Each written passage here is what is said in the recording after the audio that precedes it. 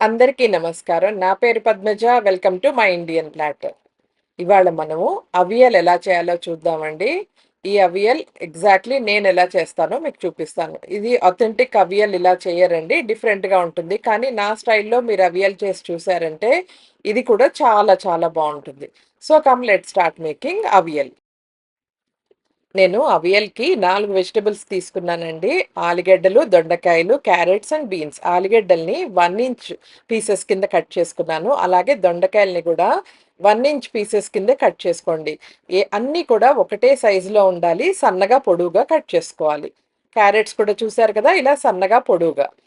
Beans కూడా అంతే. అన్నీ ఒకటే సైజులో ఉండాలనమాట. అన్నీ 200 గ్రామ్సే తీసుకున్నాను.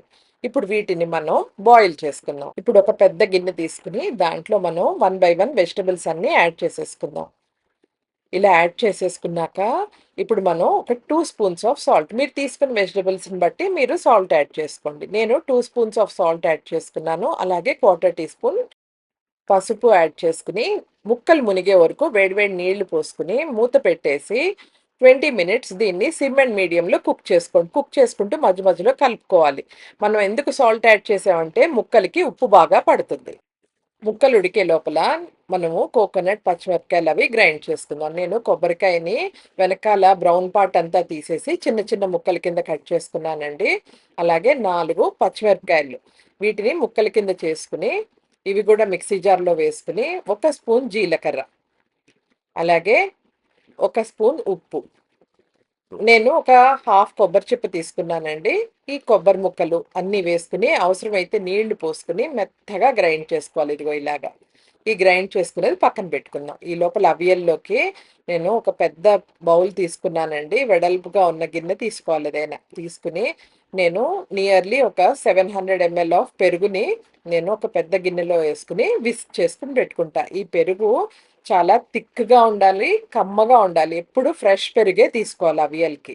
ఈ పెరుగుని స్పాచులాతో కానీ, విస్క్‌తో కానీ విస్క్ చేసుకోవాలండి. హ్యాండ్ బ్లెండర్ కానీ, మిక్సీలో కానీ వెయ్యొద్దు. మనం ఇందాక గ్రైండ్ చేసుకున్న కొబ్బరి మిశ్రమం ఉంది కదా! ఆ కొబ్బరి మిశ్రమాన్ని కూడా ఈ పెరుగులో వేసుకొని ఒక్కసారి స్పాచులాతో కలిపేసుకొని పక్కన పెట్టుకోండి. ఈ లోపల ముక్కలు ఒక 20 మినిట్స్ అయ్యాయండి. చూస్తే అవి బాగా ఉడికాయి. నేను మధ్య మధ్యలో కలుపుకుంటూ దాన్ని సిమ్ అండ్ మీడియంలో పెట్టి ఉడకబెట్టుకున్నాను. ఇవి పర్ఫెక్ట్‌గా ఉడికాయి.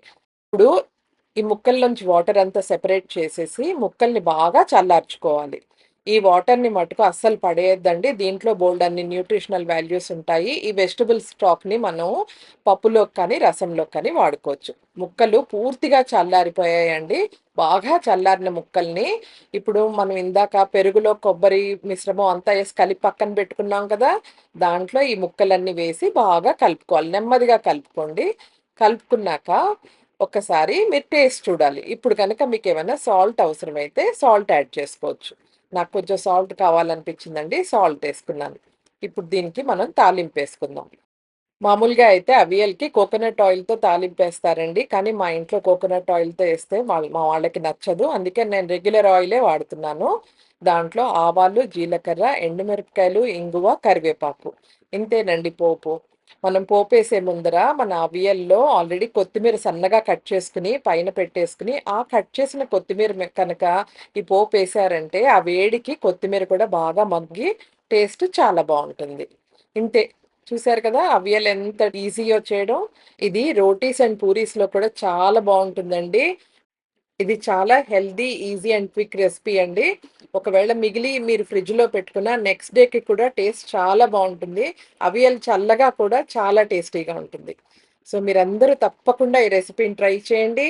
మీకు కనుక ఈ రెసిపీ నచ్చినట్టయితే please like, share and subscribe to my channel for more such videos and thank you for watching my Indian platter.